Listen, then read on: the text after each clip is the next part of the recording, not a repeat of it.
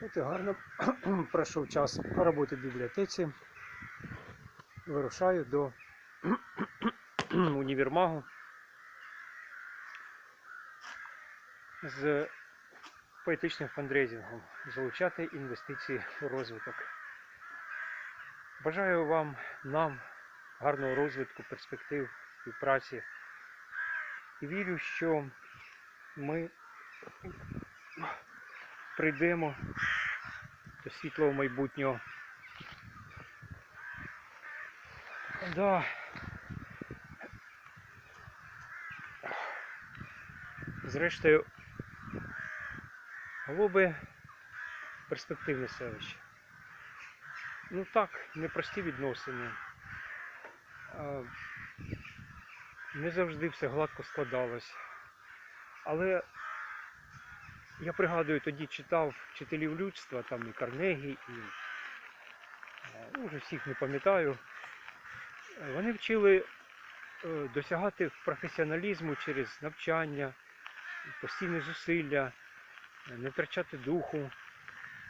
І я думаю, спробую жити по цим принципам віри.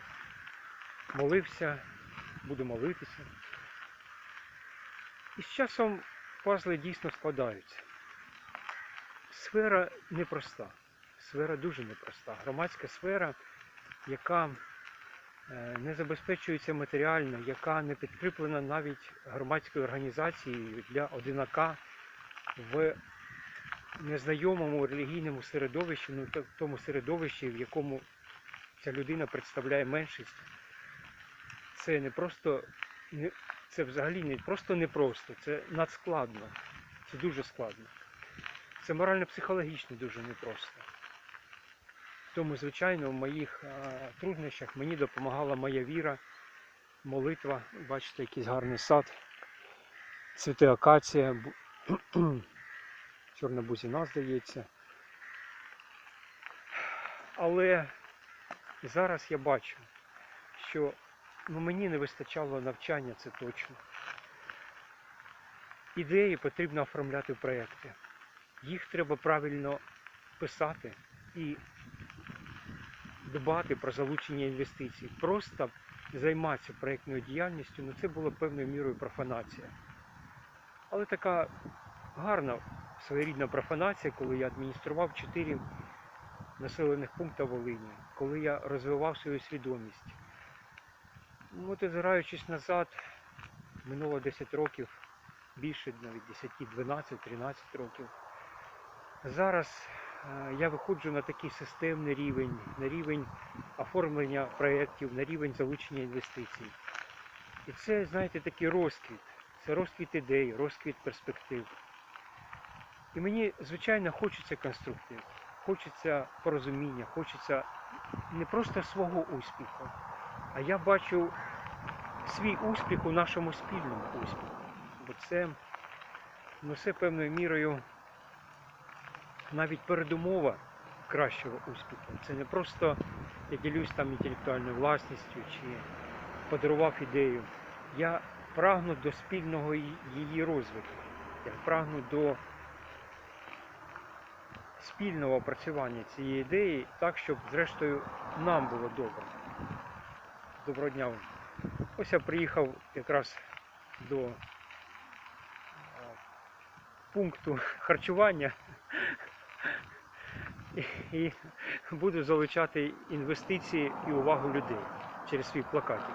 Побачимо, тут, бачите, стоять такі потужні машини, робляться дороги. Вчора один із працівників сказав, що десь через місяць буде зроблено. Аж до переїзду, до шлагбауму. Слава Богу. Щира подяка президенту Володимиру Зеленському за таку програму чудову. Я хочу передати побажання от Ксьондза. Вчора він сказав, що він волів би бачити вибачення зі української сторони з приводу того конфлікту минулого століття, як це зробила польська сторона і зробив Папа Римський по відношенню до протестантів. З духовної точки зору мені не просто уявити, як людина сьогодення може вибачатися за гріхи людей минулого. Але з точки зору міжнародних відносин, з точки зору порозуміння і кращого діалогу, я думаю, над цим треба подумати в першу чергу. Звичайно, я за миротворчі добросусідські відносини в першу чергу. І з духовної точки зору діти не несуть вини за батьків. Бо це прислів'я, яке було у древньому Ізраїлі, що батьки їли кислий виноград, а у дітей на зубах оскоміна, він гарно ілюструє те неправильне бачення з позиції особистої духовної відповідальності. Діти не повинні нести вини батьків, але вони можуть певною мірою нести наслідки. І якщо ці наслідки можна подолати, то я думаю, варто це зробити. А як це буде? Чи ви приймете це рішення? Це нам, вам, всім нам це вирішувати. З найкращими побажаннями спільного розвитку.